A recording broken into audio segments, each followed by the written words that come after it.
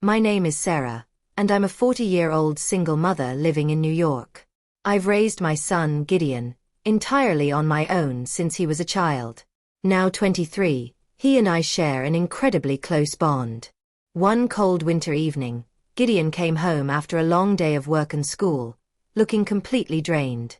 Seeing how exhausted he was, I suggested he rest in my bed for a while. I lay down beside him, and he snuggled closer, wrapping his arms around me to stay warm, just like he used to when he was younger. At first, it felt like a normal, comforting moment between a mother and her son. But as we lay there, something began to shift. The room grew quiet, the only sound being the steady rhythm of my heartbeat. Gideon's breathing slowed, and I assumed he was drifting off to sleep. Then he moved even closer, his arm tightening around me. I froze, unsure how to react. Part of me wanted to pull away, but another part stayed still, hesitant to disrupt the moment. That's when I noticed something unexpected, a hardness beneath the blanket. My heart began to race as I tried to stay calm, reminding myself that Gideon was my son. Maybe he wasn't even aware of it. As the minutes passed, the tension between us grew. Gideon remained close, his breathing steady, but I could feel the warmth building between us. I wanted to say something to break the silence, but the words wouldn't come. Gideon shifted slightly, lifting his head to look at me. His eyes were soft, filled with a mix of comfort and something I couldn't quite place. His gaze seemed to ask if everything was okay. I tried to smile, but it only made the silence feel heavier. Gideon's hand stayed on my arm, warm and gentle, his fingertips moving softly, sending a strange sensation through me that I couldn't ignore. I kept my breathing steady, trying not to let him see how fast my heart was pounding. As we lay there, I told myself this was just a mother comforting her son. But in that quiet, intimate moment, my mind began to spiral with thoughts that felt wrong yet impossible to push away. Gideon didn't seem to notice my inner turmoil. He stayed beside me, his hand moving softly, his breathing calm, his eyes closed again. I wondered if he was falling asleep. But then his hand shifted, moving slowly up my arm. A chill ran through me, and he opened his eyes, locking his gaze with mine. There was a question in his eyes, as if he was asking if this was okay, if he felt the same strange pull that I did. I whispered his name, my voice barely audible. I wanted to stop this, to create distance, but I couldn't move. The tension between us was overwhelming, like a quiet storm building in the silence. Neither of us spoke, but the air was thick with unspoken words, feelings we both sensed but couldn't bring ourselves to voice. Then, as if it were the most natural thing in the world, Gideon leaned in closer. My heart pounded, my mind racing, but I couldn't bring myself to pull away. I felt torn, caught between my role as his mother and the unfamiliar emotions that had surfaced. As Gideon leaned in, my breath caught, and every thought faded away, leaving only the intensity of the moment between us. His hand rested gently on my shoulder, his fingers lingering as if he, too, was hesitating. The world around us seemed to disappear, leaving only the two of us in that quiet, charged space. All I could focus on was the warmth of his presence and the steady rhythm of his heartbeat. For a moment, I closed my eyes, trying to steady myself. I told myself to pull away, to break the closeness that felt so confusing and overwhelming. But then, I felt Gideon's hand gently move up, brushing a strand of hair away from my face.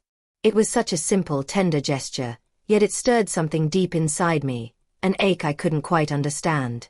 I opened my eyes, and there he was, looking at me with such gentleness and trust. His face was so close that I could see every detail. The faint freckles, the soft curve of his lips, the way his eyes searched mine.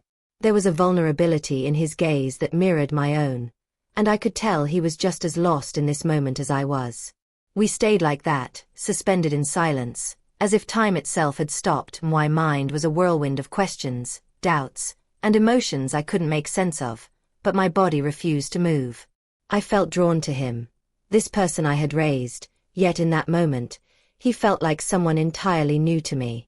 Just as I thought we might stay frozen in that silence forever, Gideon pulled back slightly, breaking the spell. He looked away, almost embarrassed, and let out a shaky laugh, rubbing the back of his neck. His reaction snapped me back to reality, making me realize just how close we had been. I took a deep breath, trying to calm the storm of emotions inside me, hoping he hadn't noticed my unease. "Sorry, Mom," he said softly, his voice tinged with uncertainty. I didn't mean to make things weird." He avoided my gaze, and I could see a faint blush on his cheeks, as if he was struggling with the same confusion I was. I wanted to comfort him, to tell him everything was okay, but the words caught in my throat. I didn't know what to say, and for the first time in a long while, I felt awkward around my own son.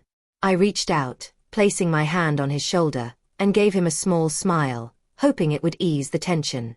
"It's all right, Gideon," I said, my voice soft but steady. It's just been the two of us for so long. Maybe we're both feeling a little lost." Gideon nodded, and I saw a flicker of relief in his eyes. Just as the tension between us began to fade, the doorbell rang. The sudden sound jolted us both, pulling us back to the present and breaking whatever spell had lingered in the air. I quickly got up, my heart still racing, and headed to the door, grateful for the interruption. When I opened it, I found our neighbor, Mark, standing there. Mark had always been friendly, someone I could rely on when I needed help. He smiled warmly, but his eyes lingered on me a little longer than usual, and I realized I still carried the strange energy from the moment with Gideon. A wave of relief washed over me, and for a moment, I allowed myself to relax. "Oh, thank you, Mark," I replied, smiling. "Actually, the house does get a bit chilly. I'd really appreciate it if you could take a look at the heater." Mark stepped inside, and I could feel Gideon watching us from the hallway, his expression unreadable. I glanced back at him, and for a brief moment, I thought I saw something in his eyes, a flicker of jealousy, though he quickly tried to hide it. It surprised me, leaving me wondering if he was feeling more than he wanted to admit. Mark moved around, inspecting the heater and asking me questions about how things had been at home. We made small talk, but I noticed him glancing at Gideon, who stayed quiet, watching us both with an intensity one couldn't quite place. I could sense his unease, and it added another layer of tension to the already heavy atmosphere. Eventually, I retreated to my room, sitting on the edge of the bed as I replayed everything that had happened. I knew I couldn't ignore it forever, but I wasn't sure how to confront it either. Just then, I heard a soft knock at my door. My heart skipped a beat, wondering if it was Gideon. "Come in," I said, trying to keep my voice steady. The door opened, and Gideon stepped inside, his expression hard to read. He walked over and sat down beside me, his eyes fixed on his hands. We sat in silence for a moment, the weight of everything hanging between us. "Mom," he finally began, his voice barely above a whisper, "I don't know what's going on. I'm sorry if I made things strange earlier. His voice trailed off, as if he was struggling to find the right words. I placed my hand on his, giving it a gentle squeeze. "Gideon, it's okay. Maybe we're both feeling a little lost right now. It's been just the two of us for so long, and sometimes things can get confusing." He nodded, still staring at his hands. Then he looked up at me, his eyes filled with emotions I couldn't quite decipher. "It feels different," he said softly, almost as if he was afraid to admit it. "I don't know how to explain it." I felt my own heart ache with the same confusion. For a moment, I thought about reaching out to hug him, to tell him everything would be fine. But I wasn't sure if that was what he needed or if it would only make things more complicated. So instead, I stayed where I was, letting the silence speak for both of us. Finally, I took a deep breath and met his gaze. "Gideon, maybe we just need to take a step back and think about everything," I said gently. "It's okay to feel close, but it's also okay to need space to figure things out." He nodded slowly, and then, to my surprise, he leaned his head on my shoulder, just like he used to when he was younger. It felt comforting and familiar, yet there was still that strange undercurrent I couldn't ignore.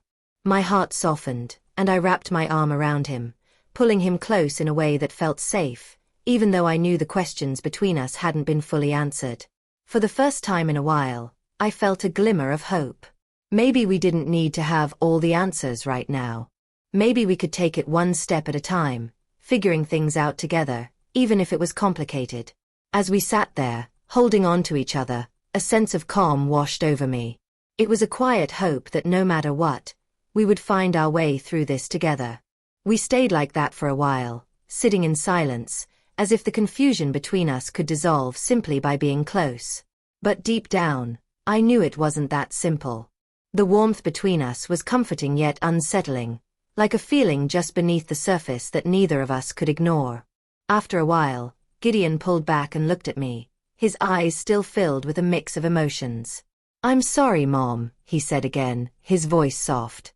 I smiled, trying to reassure him. "It's okay, Gideon. We'll figure this out together."